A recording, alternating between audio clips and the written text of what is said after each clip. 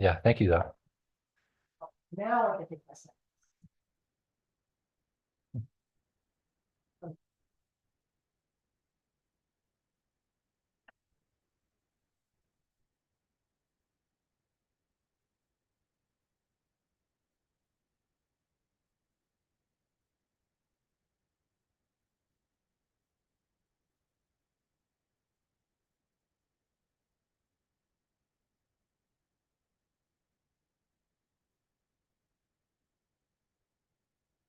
Maybe are you the board appointee? You are the mayor. Mayor appointee. Right, and I told her that was awesome, great.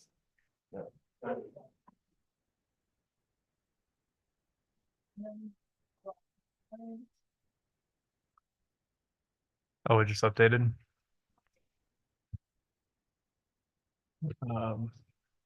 Were you going to say anything with respect to the previous or the members of planning? Here, just click on the Yeah, grid icon right there So when we get on to the town board window. item 6, Yep, I'll click that guy. say like before we dive into the presentation, I'd like to Mhm.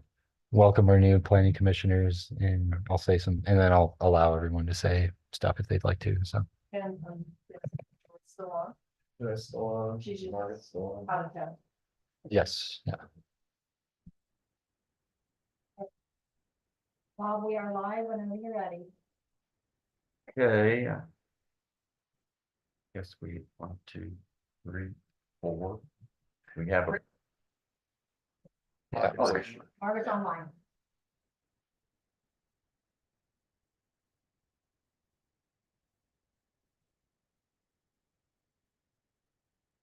All right. Where's my time? Oh, there it is down there. Get up. Good evening, everyone. I'd like to call the meeting of the Town of Fraser Planning Commission to order at 6:32.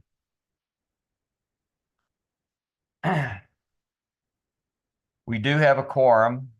There'll be 5 present as I count. So with the first order of business, I would like to have a roll call, and we'll recognize that we have 3 new members of the Planning Commission.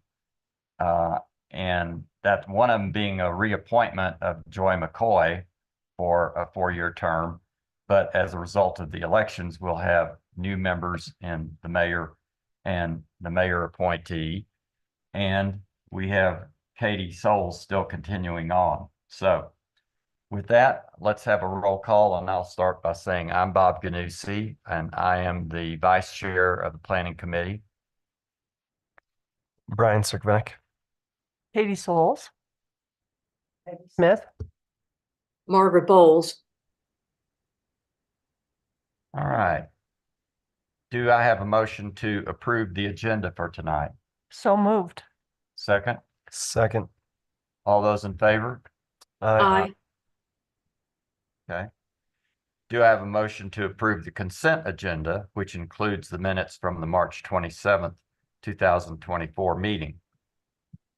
I move to approve the consent agenda. Second? Second. All those in favor, say aye. Aye. Okay, open forum, items not on the agenda. Do we have anyone in the audience? We have no one present in the audience. Do we have anyone online?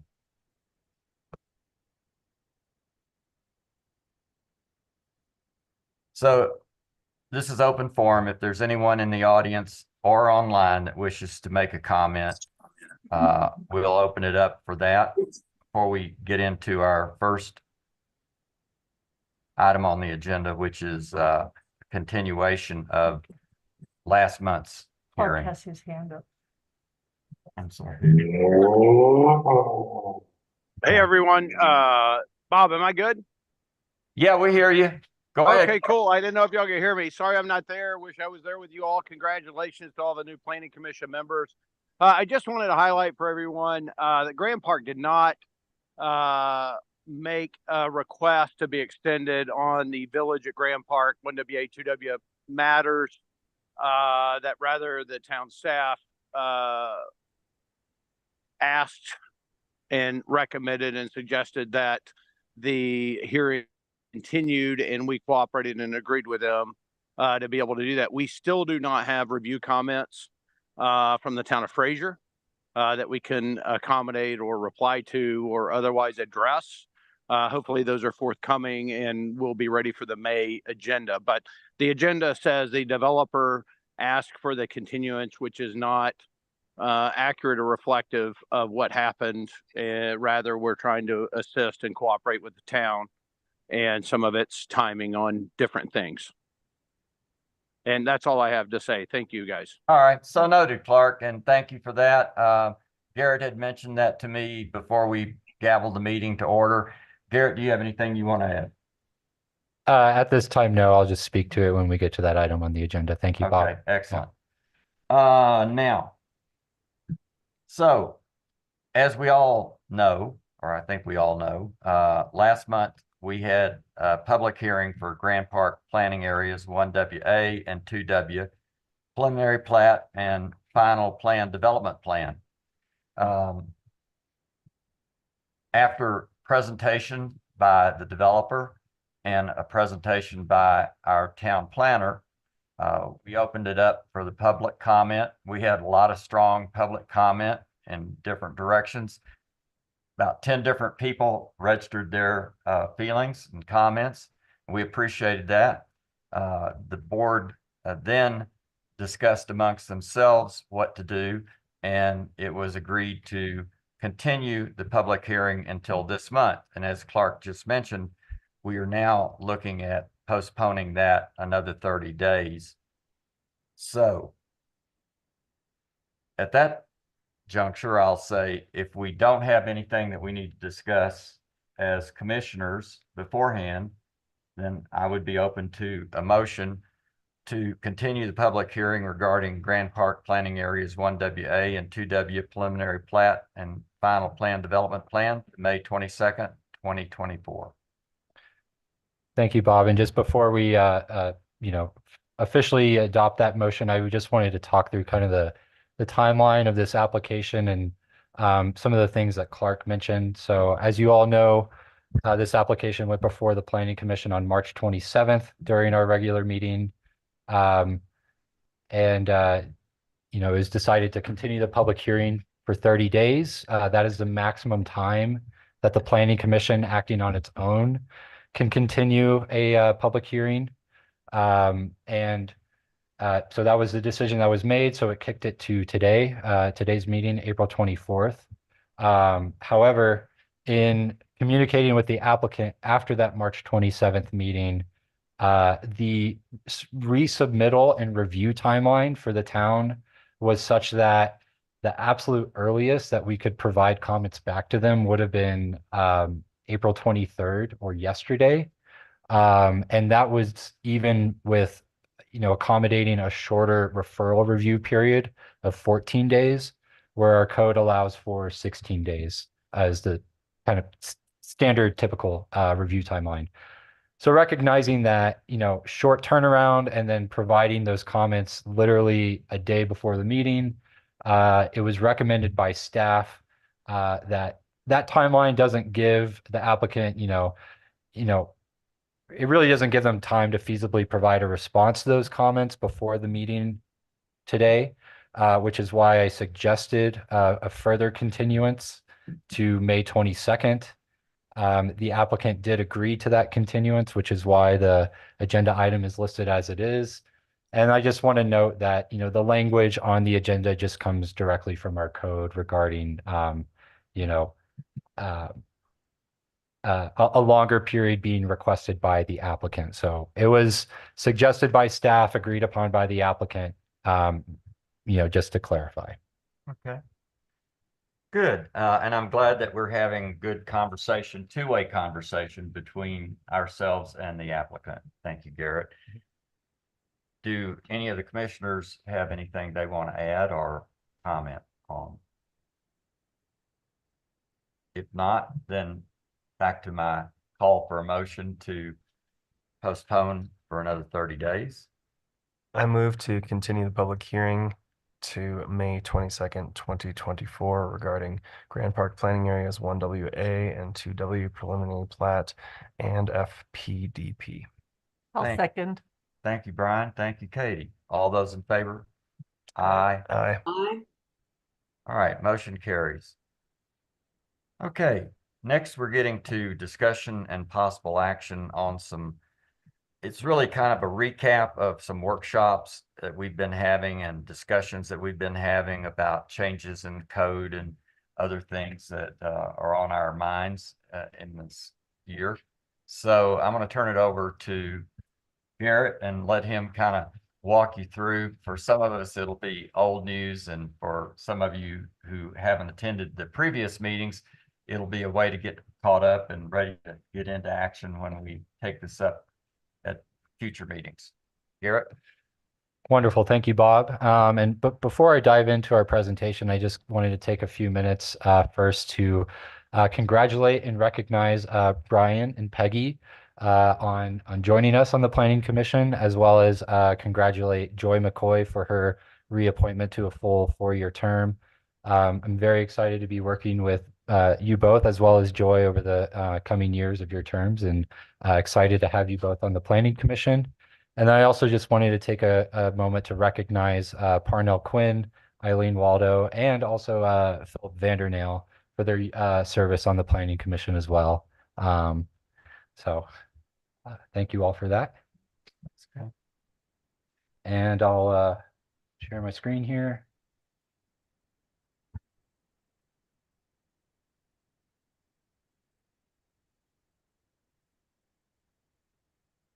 Okay, yeah, so Bob laid it out nicely. Really, the purpose of this is just to help facilitate some discussion around, some of the items that the Planning Commission has been working on in the recent past with regards to, more workshop type items, things that would change Chapter 19, which is our land development code. So here's an overview of today's discussion agenda. We'll briefly talk about, the role of the Planning Commission in making changes to Chapter 19 or the land development code.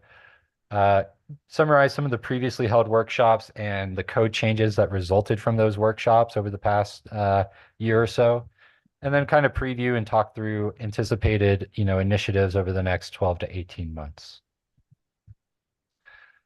So the Planning Commission's role is pretty well defined. This is right at the beginning of Chapter 19.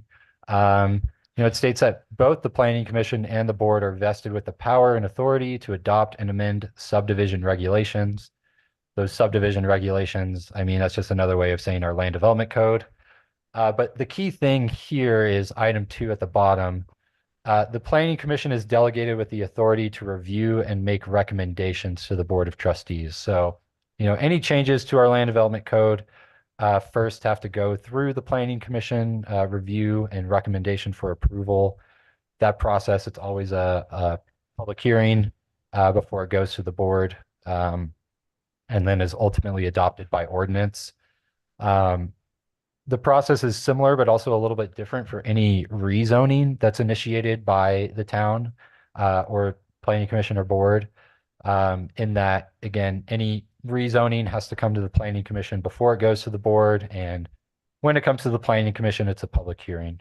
Are there any questions or comments about that? All right, well, moving right along. So looking back at workshop items that the Planning Commission had over the past couple years. So really in 2022, kind of without the town planner role filled, there really weren't any workshops at all. But last year there were a few different ones, namely starting with in January, there was a text amendment that increased the maximum height for the Victoria Village overlay zone. And then in March through October of last year, as you all probably remember, there was the process to rezone parts of the downtown Fraser area. This ultimately resulted in the Riverwalk zone that covers kind of the core downtown Fraser area.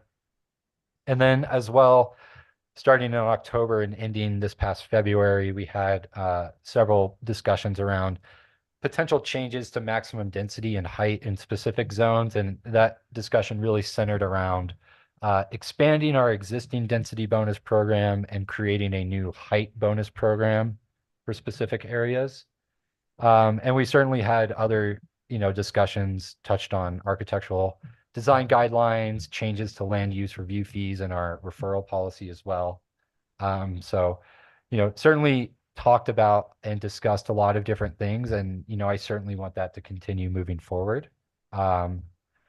So just to dive in those a little bit more, the Victoria Village example is kind of interesting because you think about the actual change that was made to our code was literally a line in a table, a single line, and changing 45 to 55, right? But what that allowed was, that greater height allows for 4-story buildings in Victoria Village and therefore more residential units. So it makes a big impact on that project and the viability of the Victoria Village development, right? So, that's kind of a great example of how sometimes small changes can have a very big impact. And one other thing I just want to continue to emphasize with this is that, that change, it was an amendment to our land development code, right? That changed the maximum allowed height in a specific zone, the Victoria Village overlay zone. And that process was not a variance, right? It's a different process. We had a variance application last fall. That is a completely separate and different process from what was done here for Victoria Village. So just want to continue to emphasize that. The downtown Fraser rezoning, here's a zoning map from March before all that rezoning took place. So you could see that the downtown Fraser area was actually covered by 3 different zones. You had business in kind of the reddish maroon color, medium density single family for the parcels along Clayton Court in yellow. And then the area kind of bounded by Park Avenue to the north, Railroad to the west, Mill Avenue, Highway 40 down to the Holiday Inn parcel, that diagonal hatch. All of that was RMU or Riverwalk mixed use. And given that there were 3 different zones governing this area, that led to some inconsistencies and and some, some potential missed opportunities, especially with the medium density zone along Clayton Court. That didn't really reflect kind of the vision that was, the vision for Clayton Court. So fast forward to today, this is what our zoning map looks like. That entire area covered by the Riverwalk mixed use overlay is now a new standalone Riverwalk district. It really keeps a lot of the same things that were, in the mixed use overlay zone, but it cleaned up a lot of the inconsistencies. And we also made some changes to the density bonus provision. We made some changes to the ground floor commercial requirement for properties along Highway 40 and Clayton Court. But again, that was a multi-step process to, rezone existing parcels, add a new zone into our code, and then rezone parcels again into that new zone. And the red is business district, is that right? Correct, yeah. But not. Correct, yeah. So business and Riverwalk are separate zone districts. And then just to recap, some of the things around the height and density bonus conversations that we had, I just wanted to, kind of talk through what those programs generally look like. So this was a nice graphic that I found online and kind of added a bit to. But if you imagine, the volume on the top there, with each of those rectangles representing a dwelling unit, that, that building, say, has 36 units, and say that's allowed, by its base zoning. If you go to the image on the bottom left, it's the same building, envelope, footprint, height is all the same, but now that's divided up into more units. In this case, it's 60, and let's say, 12 of them have to be affordable. And the logic behind this is, well, the town is getting 12 affordable units through this density bonus provision. And then the developer is allowed to build, not just more units overall at 60, but more market rate units, right? Because out of that 60, 48 are market rate units in this example. So they have more market rate units than they would otherwise be allowed to. So it's the density bonus is meant to benefit both the town and the developer. We have an existing density bonus provision in the Riverwalk zone, which I'll talk more about on the next slide. But functionally speaking, that's kind of the logic behind them and how they operate. The image on the bottom right shows kind of in addition to that density bonus, what a height bonus program could look like, where now, that additional density can be added to an increase in the building envelope. And here they're showing kind of an increase in height to one part of the structure. So, it doesn't have to be an across the board height increase. It could be just certain parts of the structure are allowed to go taller.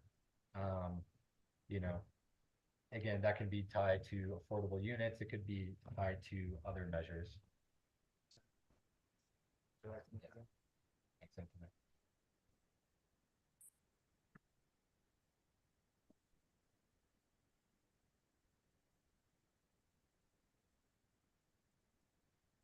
Okay, is that better?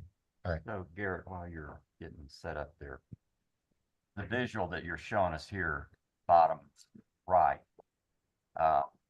sort of is in keeping with the discussions we've had about a height bonus and having a 15-foot setback or so. In other words, not having a straight up, vertical 55 feet, but having some sort of setbacks in there. And that's kind of what you're showing there. Yeah, exactly. That was one of the things that was discussed where, if we allowed a height bonus, we would likely have some sort of setback requirement as well. So this kind of helps visually communicate, roughly what something like that might look like. So thank you, Bob. Any questions or comments about this? Okay, so then just to summarize, kind of the density bonus program that we already have. Currently only present in the Riverwalk and the Victoria Village zones. They allow a density increase from 20 units per acre up to 40 units per acre. There are two different ways to meet that density bonus in the Riverwalk zone, either deed restricted units or ground floor commercial of the structure. And in Victoria Village, the only way to meet that density bonus is through deed restricted residential units. So some of the conversations that we had, leading up to last, I guess this past February, we had several discussions just with the Planning Commission, and then the Planning Commission and the board met jointly in February. And those two bodies kind of expressed favorability towards the following, expanding that density bonus into the business and high density multifamily zones. The logic behind that being that both of those zones allow 20 units per acre by right, which is the same as Riverwalk and the Victoria Village overlay. And then another thing that was discussed, and there was some favorability expressed, was removing that unit per acre cap entirely. So you're not confined to even 40 units per acre. But at the time, we had that discussion. No changes were made because of the upcoming municipal election, which staff agreed with. Ultimately, we'd like to continue this discussion at some point, but there's no huge rush to do it. But certainly would look forward to continuing the conversation with the new planning commissioners and the new board.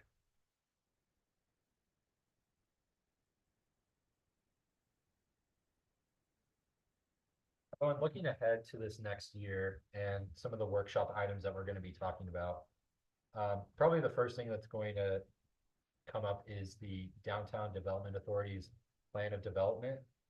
So at the last Board of Trustees meeting, Michael did a good job of kind of talking through this, but the big picture thing is that this document is something that's required for the DDA to produce and ultimately adopt. And part of that adoption process is that it's reviewed by the planning commission and then recommended for approval to the board of trustees. So kind of the timeline that we're working with right now is that we anticipate that coming to the planning commission in July. But subject to change, but certainly this summer. And that plan of development, essentially it's kind of the guiding document for the DDA, and it identifies, kind of broadly speaking, the projects, initiatives,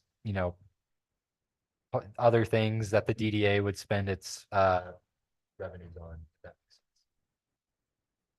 So just with that, it's really about what the finances can ultimately be used for.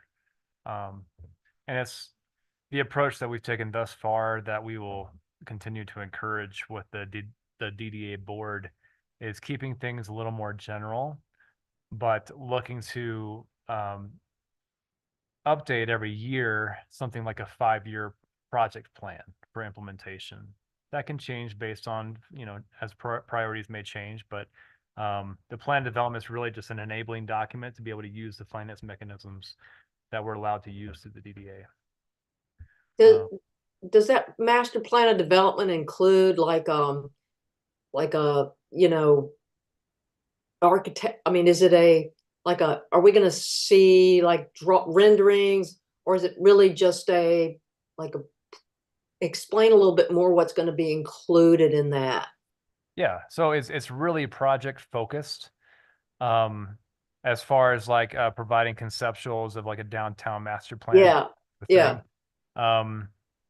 It can have a role with that. The way that we see this working is there's going to be a significant staff support to get this going, and until it has its own revenues in place to potentially support a standalone executive director for the DDA. But right now we're going through the comprehensive plan process, which is 3 really great things that's going, I think, very well hand in hand right now is Victoria Village, downtown development, and the comprehensive plan process. Well, I guess 4, and the approval of the DDA from the ballot. So these things will very much work together to see how they can support each other, and hopefully work towards a new downtown strategic plan. That is something that's very much part of the scope of work for Cushing Terrell, to focus on that comp plan, to come up with a downtown development plan of sorts, prioritize projects, and really help complement the plan of development. So as far as actionable steps and things to work on and what to put revenues towards, just a very general plan with the plan of development, and the recommendation moving forward, having that rolling 5-year action plan for project implementation to be updated every year, and seek approval from the town board of trustees for that update every year. Yeah, thank you, Michael. And just to jump ahead to the next slide, I mean, since Michael talked about the comprehensive plan update, I think that document will be much more in terms of the visioning and having nice renderings of the downtown Fraser area. But it won't focus just on downtown Fraser, right? I mean, that will be a significant component for the comp plan, but obviously it touches much more than just land use and planning decisions. So in terms of the comprehensive plan update, that certainly is going to be the largest planning initiative over the next year, kind of in tandem with the formation of the DDA and the adoption of that plan of development. And there's certainly going to be many opportunities for the planning commission to provide input on this plan, review the plan as it gets drafted, obviously the public as well. But the planning commission will certainly be a part of this, and ultimately this document will help guide town priorities and decision making for years to come. So it's very exciting to get this process rolling. We're looking to have our staff kickoff meeting the first week of May, and then likely have our first public engagement likely late May or June. Great. I would imagine. So Wonderful. we're finally getting going. Right. So you hired a firm to work with and made those decisions? Correct. Yeah. Great. So if you remember, that went to the board in March, I want to say, for their approval. And we've been, working through the contract, but it's at the finish line. So we're almost about to get kicked off. Great. Here, just a clarification. As part of the comprehensive plan development that we're gonna be doing, is that also gonna freshen up the 3 mile plan? Yes, it will. So, one of the things, like, say if you look at the town of Winter Park's 3 mile plan, one of the things that we would look to implement or kind of mirror with what they did is not, so I guess backing up, right now our 3 mile plan just shows the town boundaries of Fraser and then expand them by 3 miles, and that it's just supposed to help guide annexation decisions essentially. Um, One of the things that Winter Park's 3 mile plan does, it actually identifies parcels for annexation and discusses pros and cons around annexation of specific parcels. Um, so I think identifying those parcels in our own 3 mile plan and, kind of adopting some language of, well, if we annex this parcel, there are these things that would be good about it and these things that maybe would be challenging about it. So that it's, kind of documented and understood by planning commission, the board, town staff, and the public, especially as, potential annexation decisions come up in the future. Great, good. Any other comments or questions on? Clark has his hand up. Yeah, if you want to. Yes, Clark, you had your hand up?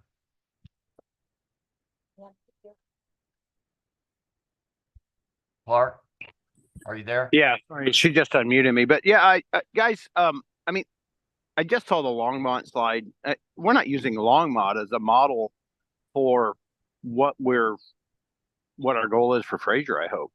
No, certainly not. And thank you, Clark. I should have commented on that. This was just a visual just to show, Longmont is a community that has a DDA, and this was the cover page of their plan of development for the DDA. I Okay. mean, yeah. So follow-on question to the bonus density in your 40 units per acre. What's your plan for parking? I'm just curious. I mean, I just dealt with this massive parking exercise, and I don't think our parking should be reduced. I believe Peggy, maybe you were on the board or planning commission. I can't remember when we did the big parking adjustments. That was a big hoo-ha. Has to be 15 years ago. And I think they're pretty right sized. And I'm just curious, like with 40 units per acre, that's a lot of parking required. Where does this parking go? Sure. I mean, I think I'll speak to that a little bit later, but one of the things that the Planning Commission has kind of just discussed at a very high level is the potential fee in lieu of parking system, and adding that into our code. With the logic just being that, I will concede if you're trying to build a dense residential development, for example, our minimum parking requirements can start to eat up a lot of physical land area. And, a fee in lieu would both allow flexibility on the developer's side to, maybe they feel they don't need as much parking as our code requires. So they opt to, for example, they opt to provide 10 fewer spaces than they would be required to. Then in lieu of providing that parking, they would instead pay a fee for each space not provided. That fee could then be earmarked or funded for like a public parking facility, or other transportation improvements. Again, it's to be determined, but it's something that a lot of other municipalities have implemented, and it's certainly something that we are looking to adopt. Again, likely as we go through the comprehensive plan process, and part of that will include kind of a transportation master plan element of which parking would be included, as well as a host of other transportation type infrastructure. So I guess that's how I would say we're kind of looking at addressing that parking challenge with dense developments. Well, I would encourage you all to be very careful about that for a couple of reasons. Business development, number one, and in my opinion, your minimum requirement is a minimum. And I know a business in town that's like, well, I've met their parking requirements, and he struggles with parking. And I look at it from a owner's perspective, and I have a few businesses, and I think about what is my business need for parking. Similarly, a lot of other developments that I'm involved in around the country are driven that way. When we do leases, it's how much parking is there, et cetera.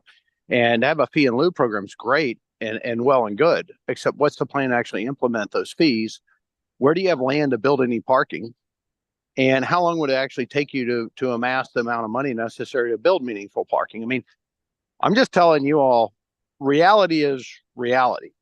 And I personally think you need to be very, very cautious about those types of scenarios. Like, nobody is paying for parking structure fees in Fraser, Colorado. I'm sorry, but that's reality today. 30 years from now, maybe, but not today. And so, a little reality break. I think as you guys work on these things, which have very, very big consequences for the development of our community, how it develops, how it shapes out, et cetera, and particularly related to commercial, which is paramount importance to the town, you really need to think about a fee and lieu structure and how would that be used and where would it go? And I'll cite way back in the day, Peggy, you might have been there. Sorry, Katie, you might have been there. Some of us have been around a while. They had an affordable housing fee. And what happened with that? It went kaput because there was no plan of action, no real money ever mounted out of the fee structure. And it, ultimately never addressed the issue. And the issue has existed since the 70s for housing. So I would just encourage you all to think about, like, I know some individuals that live in the new ski area housing. Kudos to the ski area for building this housing. But I also know these people come with cars. And so these people pay nearly as much to park their car across the highway in a parking lot as they do for rent, is my understanding. And it's not completely realistic to think people don't come with cars. So I just think we need to be very careful and cautious. And trust me, I'm one for less parking. Only there's a necessary level of parking for commercial establishments to succeed and for residential development to succeed. And I just want y'all to keep that top of mind. So noted, Clark. Thank you.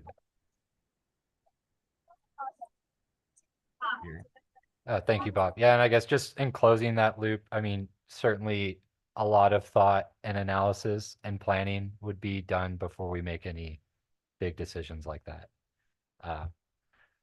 Last thing I just want to touch on, that I am very excited to get done this year is kind of just a comprehensive cleanup of Chapter 19, our land development code. So Chapter 19 was adopted in 2018, and it was a full rewrite of Fraser's land development code. It previously existed in, I think, 3 different chapters. And, as far as I'm aware, there hasn't been like a complete read through line by line of Chapter 19 since 2018 when it was first adopted. But obviously since that time, we have updates and text amendments and changes kind of piece by piece, right? Like with the Riverwalk district that I kind of talked through. And when you do that over time, it creates inconsistencies, conflicts, and errors within Chapter 19 itself and between Chapter 19 and other aspects of our code. So, the Public Works Department over the winter, they did a read through of Chapter 14, which is kind of our construction standards chapter, and they caught a lot of those inconsistencies there.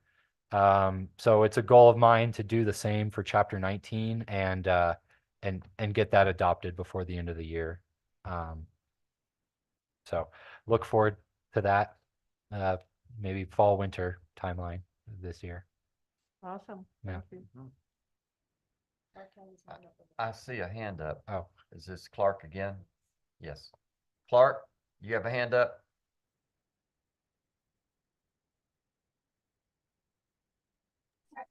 No, guys, I don't have my hand up. If I have my hand up, I apologize, but I don't think I have my hand up.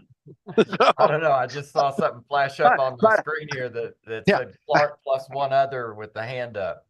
No, it was not me, but I would encourage you with the code 19 that you're looking at. I think we have a PDD, which is the largest land mass in Fraser between Grand Park and Rendezvous, the two of us, which is not much different than a PUD. And I would encourage I do not believe it should have been eliminated in 2018. And I think PUDs, particularly looking at annexations, PUDs, PDDs, there's lots of different terms for them, but I think they can be a very effective tool, and you guys should consider putting those back in. That's all. But I did not have my hand raised. But thanks, Bob. Okay. Thanks, Clark. Good point you made there. Deborah Schulman, your hand is up. You have the floor.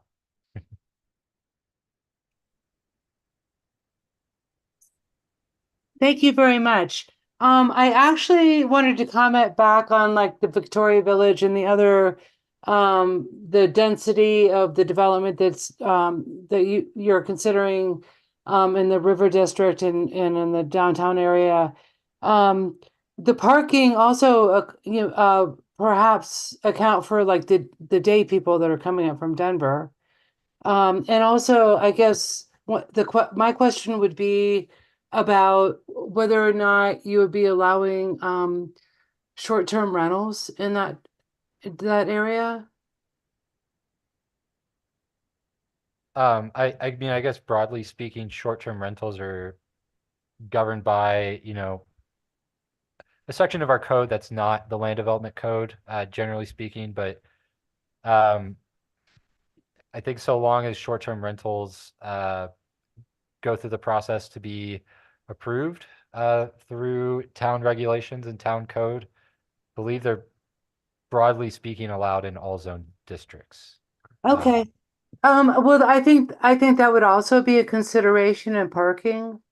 Just from my experience in Grand Park, and probably too, Brian, but there's a lot of people that do short-term rentals, and there's not just one car there. They're splitting it, and so that should be maybe a consideration going forward.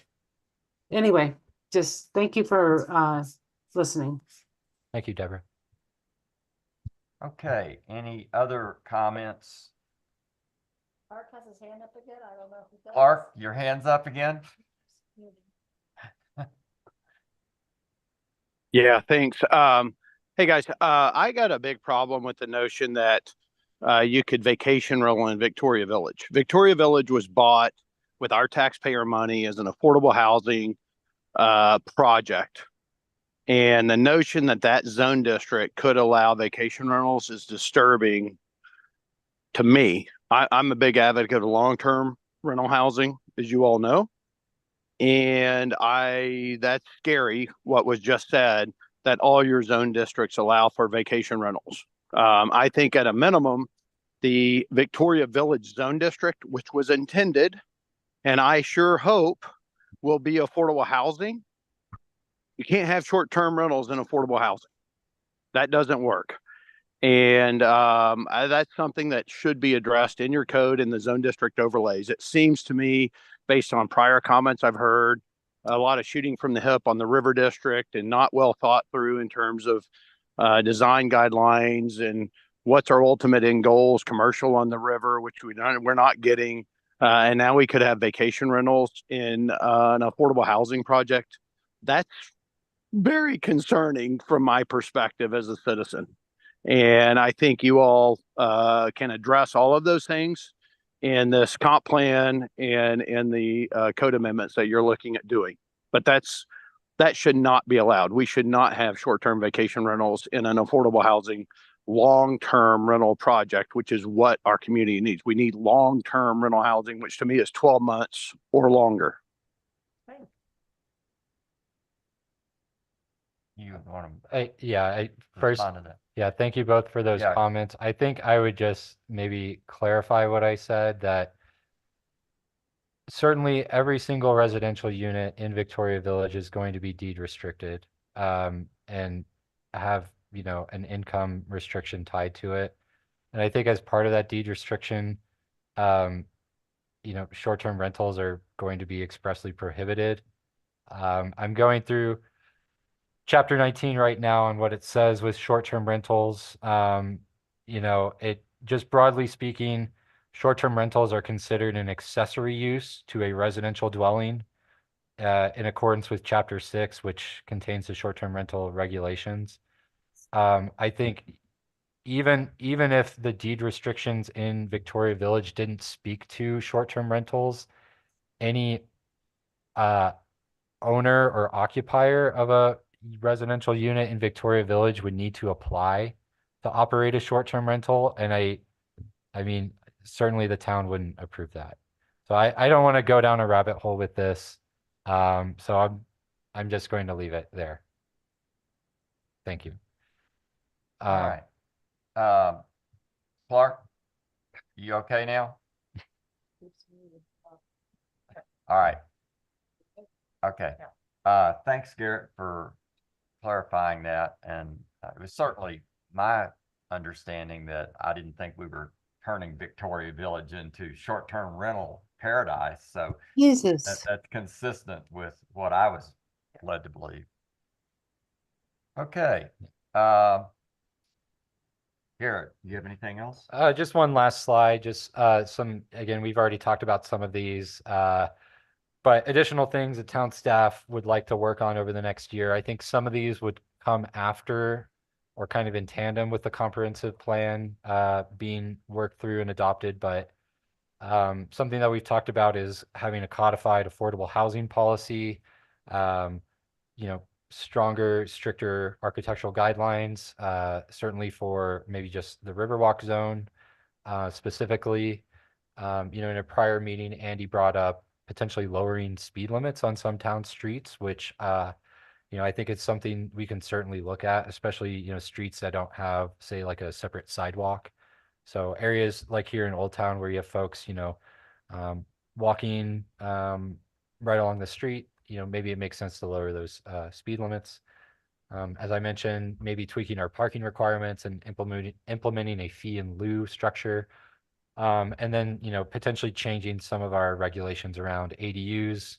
I do think broadly speaking, they're pretty good. One thing that, might be worth discussing is they're a conditional use in our low density single family zone. And, kind of nationwide, there's a push to allow accessory dwelling units kind of by right in every zone. I see it both ways. I think accessory dwelling units are a great way to kind of add that next level of density to an existing property. Say, just a property that has just a single family home on it, and you can add, a modest unit fairly easily. But on the other hand, I see the argument of, well, the low density single family zone exists for a reason, and that reason is to provide low density. So that's something that we could look at, as well as maybe, implementing different application process. It's covered under the minor site plan as it stands today.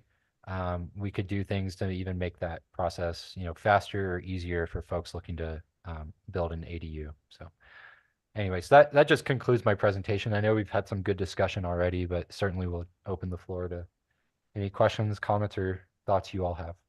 I have a question, if I could. Clark raised a good point with the fact that the PUD was taken out of the development code. Yeah. I would really like to have a discussion about the possibility of reinstating some kind of planned development districts. My experience with them is they're very effective, and I think it's something that we should, and I don't know at what point we would be talking about that, but he raised a good point that they're very useful. They can be very useful, and maybe reinserting them into our code somehow. I don't know at what point that would be discussed, whether that's part of the comp plan discussion or whether we could have a specific workshop and include that as one of the topics. But I think if people really understood how it worked in some other places, and it can be very effective and gives a lot of flexibility to the town and to developers if you have that as a potential mechanism. So that I support that with what he said, and I would like to see us talk about that at some point, whether we actually institute it or not. I'd at least like to be introduced at some point as to how that might work. Margaret, thank you. That's excellent suggestion. And I'm going to turn to Garrett and ask him if he'd do a little research on this since it was taken out before you got here, but maybe go back and research and why it was taken out, and then bring that to us this summer in a workshop format as part of a agenda item for a future meeting. Yeah, certainly. I'd be happy to do that. Yeah. And thank you for bringing that up, Margaret. I failed to kind of respond to that when Clark mentioned it. Because he is correct that, at one point that existed in our land development code. Again, it's called different things in different municipalities, but we called them PDDs, Plan Development Districts. And, broadly speaking, the way to think about it is it's like custom zoning, and you typically see it specifically with annexations. So if someone wants to annex into the town, if this PDD provision existed in our code, then that landowner seeking annexation in the town could negotiate on certain things and draft an annexation agreement and stipulate this, essentially custom zoning for that area. I mean, that's how Rendezvous is governed. It's how Grand Park is governed. I certainly will research, why that was taken out of our code. Our code as it exists today, with regards to PDDs, just says essentially, existing PDDs are allowed to continue in development per their agreements, but basically there's no provisions in our code to create new plan development districts, if that makes sense. So there are pros and cons to it, certainly. And I do think that's something that we're certainly going to discuss with the comprehensive plan update. But yes, I'll certainly do a little bit more research on why it was taken out of our code, and then can plan to present it to the Planning Commission, this summer. Thanks. Okay, thank you, Garrett. All right, that concludes Garrett's presentation and discussion. Moving on to number 7, other business. Do we have any other business from the commissioners that they'd like to present, or any other items that we need to talk about? Hearing none, I'll move on. Future agenda items. Are there any future agenda items that we'd like to discuss now as things we want to add to future meeting agendas? What we just mentioned. Yeah. Right. Yeah. Certainly Yeah. that one, yeah. Other than that, I don't have anything. So just one thing to note, for the plan of development, it is required to come to the Planning Commission to provide a recommendation to the Board of Trustees for approval. So anticipate that coming after the board has stood up and they've adopted bylaws and mission and vision statement and goals, and likely looking at the summer for that coming to the Planning Commission for input, some discussion, things maybe to be added. So it's great to think about like different things that could be funded for with the Downtown Development Authority funds, potentially could be bonded against. But there's a few easy ones that we've talked about several times regarding parking, circulation, and some green space, just common areas. But just something to start thinking about. And as always, especially now that the DDA has passed, and there's really a focus, I would say an increased focus with that pass now on our downtown, to walk around downtown. And for some people, they're closer than others, but if you get the chance, walk down Clayton Court and put on your imaginary VR goggles and see what you can see there. And and just it's great to think through it, and just when you look at something enough, different ideas come up, and they're just great for conversation. So I would just encourage that. And with the DDA, and you're probably all aware, but the it's, the parameter is, it just has to be something that has public benefit. So it's really broad. Mhm. And so the broader we can be and the more creative in how we identify it, like we talked about multimodal transportation. So in another 20 years, when there's some new sort of transportation option that we had never imagined, we could use funding for that if need be. So just keep that in mind. It can be creative and public benefit. Anything else? I would just like to note that staff is requesting that we hold a special meeting on May 8th.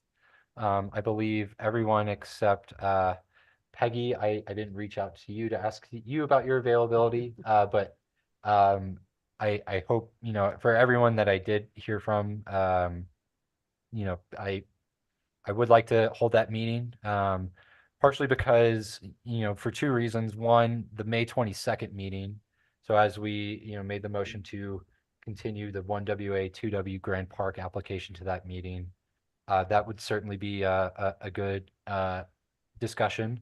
And Grand Park also has another application that is scheduled for that May 22nd meeting as well. So I think even just with those two items, that would be a fairly full agenda. And the Strom Townhomes development on Clayton Court submitted their final plat application. And although we could hear it on May 22nd as well, staff believes that we could bring it to the Planning Commission on May 8th to, help, move that along, as well as kind of alleviate the, agenda from getting too crowded on the 22nd. I can't commit to the 8th. I would have to call in, Okay. and I'm probably gonna have to call in on the 22nd too. Okay. Yeah, I mean, broadly speaking, virtual attendance is fine. Certainly would love to have you here in person, but yeah, that shouldn't be an issue. So thank you. What's the second Grand Park application on the 22nd? Sure, yeah, I can speak to that. So it's the final plat application for what they're calling West Mountain Filing 1. It received preliminary plat approval by the Planning Commission, I want to say February of last year. Yeah. So the way our review process works is that after you get preliminary plat approval, you have to submit your final plat application within 1 year, which they did. So it covers planning areas 10W and 11W. It is proposed off an extension of Old Victory Road, just to the west of the Union Pacific Railroad track. So it'd be the first kind of development on what's being called West Mountain of Grand Park. So actually you get to it Grand Park Drive. It's Old Victory Road. Excuse me, yes. Take the circle and you go up under the railroad overpass. Correct, So yeah. yes, I remember that one, yeah. Okay. Yeah. Thank you, Bob. I said Old Victory Road. I meant Grand Park Drive. So Grand Park Drive goes underneath the railroad currently, that underpass, and connects to I think King's Crossing Road. So this development application is proposing to extend Grand Park Drive further west up the mountain, and it's a purely single-family residential proposal. So do you think you're going to have a quorum for the 8th? Well, I'm gonna phone in. I'll be in Austin, but I'll be available. Yeah, I can phone in as well. Okay. Right, and then Andy will be here in person. I'm Yeah. either gonna have to phone in, and it's in between flights, so it might be Right. tough for me. The day before would be just fine, but I don't know. Gotcha. The rest of us can do it. So And that- also, that I filing won't, is gonna be on the 8th. The Grand Park one that I just No, mentioned, that will be on the 22nd. 22nd. and I won't be in the country on the Strong 22nd, County. so for anybody. Okay.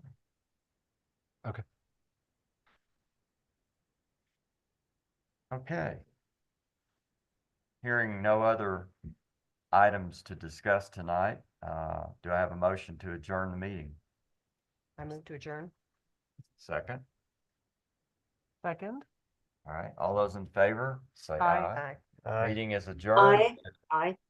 Aye. Meeting is adjourned at 7:29. 29.